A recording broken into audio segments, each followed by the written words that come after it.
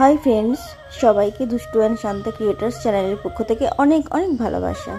সবাইকে good morning. সবাই ভালো থাকো, সুস্থ থাকো। তো দেখো, আমি দুষ্টুকে স্কুলে ছেড়ে আসলাম, তো বাড়ি চলে এসেছি। বাড়ি এসে এবার বাড়ির কাজে হাত দিয়েছি। প্রথমেই বিছানার চাদরটা একটু চেঞ্জ করে নিলাম। আজকে দুটো চাদর পাতবো, কারণ এত বৃষ্টি হচ্ছে না, ঘর দৌড় খুব স্যাঁতস্যাঁত করছে। ওই জন্য একটা চাদর পাতলাম, ও পরে আরেকটা চাদর আমি পেতে নিচ্ছি।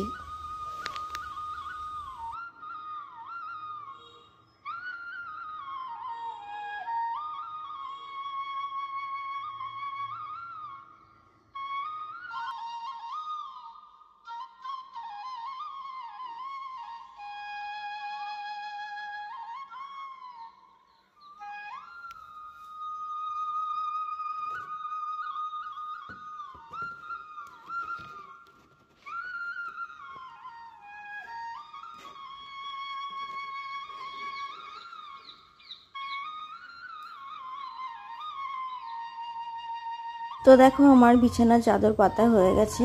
আমি এবার বালিশগুলো এর মধ্যে রেখে দেব, তাহলে বিছানাটা কমপ্লিট হয়ে যাবে। রাত্রিরে শোয়ার সময় ওপরে চাদরটা তুলে নেব, দিয়ে নিচে চাদরেই আমরা শোবো। এই কারণে আমি দুটো চাদর পেতেছিলাম। তো দেখো, এবারে আমি স্নান টান করে নিয়েছি। এবার আমি ঠাকুর ঘরে চলে এসেছি। আজকে একাদশী, তাই পুজোটা একটু সময় নিয়ে করব। তো দেখো, আমি একটু শিব ঠাকুরকে মালাটা পরিয়ে নিলাম। এদিকে ঠাকুরকে স্নান টান সব করানো হয়ে গেছে, ওটা আর দেখালাম না। তো আমি পুজোটা কিভাবে করি তোমরা দেখো, সঙ্গে থাকো। আর যদি আমার ভিডিওটা তোমাদের ভালো লাগে তাহলে সাবস্ক্রাইব, শেয়ার, লাইক, কমেন্ট করে বন্ধু হয়ে আমার পাশে থেকে যেও। চলো তাহলে আমার পুজো দেওয়াটা তোমরা দেখে নাও।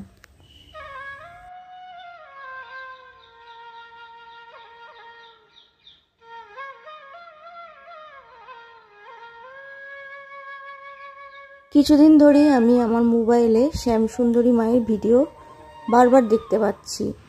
তো ওই মায়ের উদ্দেশ্যে আমি আজকে মাকে চালকলা দিয়ে পুজো দিলাম। শ্যামসুন্দরী মায়ের মন্দির আছে কলকাতায়, উনি খুবই জাগ্রত। মূর্তিটা দেখতে অসম্ভব সুন্দর। ওনার চালকলা ছাড়া পুজো সম্পন্ন হয় না। তাই আমি ওই মায়ের উদ্দেশ্যে আমার ঠাকুর ঘরেই আমি চালকলা দিয়ে মাকে পুজো দিলাম। এখানে আতপ চাল আছে, আম আছে, কলা আছে, আর মিষ্টি আছে। মাকে আমি এখান থেকেই স্মরণ করলাম। যদি মা আমাকে কোনো দিন ডাকে তাহলে আমি অবশ্যই মায়ের কাছে যাব।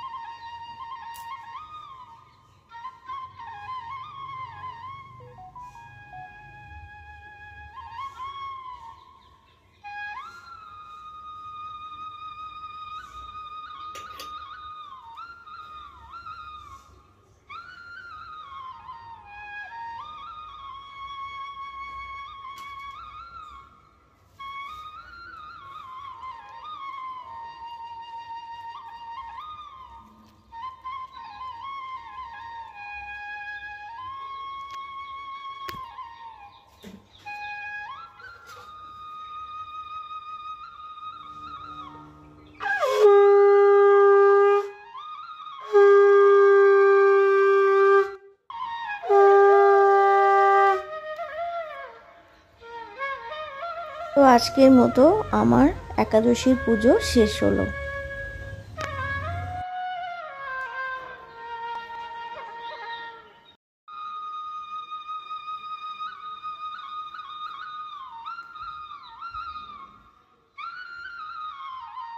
এখন আবার চলে আসলাম রান্নাঘরে। রান্নাটা তো করতে হবে, তো আজকে একটু নিরামিষ রান্নাই করেছিলাম যেহেতু একাদশী, তাই। তো এখন আমি নিরামিষ আলুর দম বানাবো।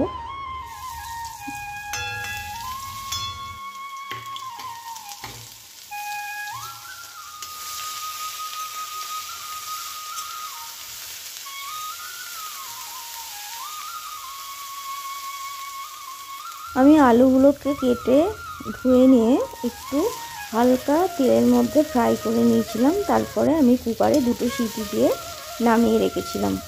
যেহেতু একটু বড় সাইজের আলু, তাই একটু নরম হওয়ার জন্য সিটিটা দিয়ে দিয়েছিলাম। এদিকে আমি এখানে একটু মশলা কষিয়ে নিচ্ছি। এখানে আমি আদা বাটা দিয়েছি, জিরে বাটা দিয়েছি, ধনে বাটা দিয়েছি, আর দিয়েছি একটা গোটা টমেটো এবং একটু ক্যাপসিকাম কুচি, আর আছে 2টো তেজপাতা। তো মশলাটাকে আমি ভালো মতো কষিয়ে নিচ্ছি। এটা আমি টক দই দিয়ে বানাবো, তো এর জন্য আমি 2 চামচ টক দই দিয়েছি। তো আলুগুলো একটু ভাজাও ছিল, সিদ্ধও ছিল, তাই বেশি নাড়াচাড়া করব না, কারণ আলুগুলো ভেঙে যেতে পারে। দেখো আমি এখানে লবণ দিলাম পরিমাণ মতো, একটু চিনি দিলাম পরিমাণ মতো, একটু কাশ্মীরি লঙ্কা গুঁড়ো দিয়ে দিয়েছি। তো দেখো আলুগুলো আমার ভালো মতো কষানো হয়ে গেছে। এবার আমি এখানে একটু টমেটো সস অ্যাড করলাম। যেহেতু নিরামিষ রান্না, একটু মুখরোচক না হলে ভালো লাগে না।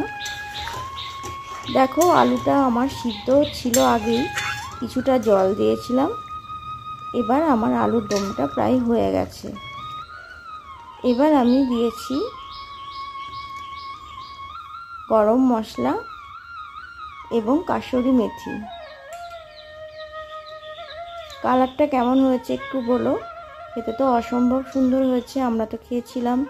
তো এটাই হচ্ছে আমার আলুর দমের ফাইনাল লুক। সবাই ভালো থেকো, সুস্থ থেকো, টাটা।